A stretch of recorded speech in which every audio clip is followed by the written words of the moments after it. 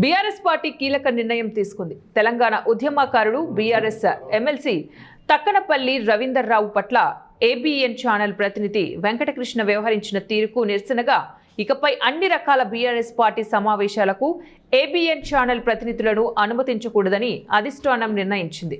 అలాగే ABN TV channel చర్చలో BRS నాయకులు పాల్గొనరాదని తెలిపింది.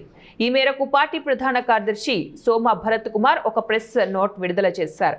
జనవరి 23వ తారీఖున ఏబీఎన్ ఆంధ్రజ్యోతి ఛానల్లో జరిగిన ఒక చర్చా కార్యక్రమంలో పాల్గొన్న తెలంగాణ ఉద్యమకారుడు బీఆర్ఎస్ ఎమ్మెల్సీ తక్కలపల్లి రవీందర్ పట్ల ఆ ఛానల్ ప్రతినిధి వెంకటకృష్ణ వ్యవహరించిన తీరును బీఆర్ఎస్ ఖండిస్తూ ఒక ప్రకటన విడుదల చేసింది.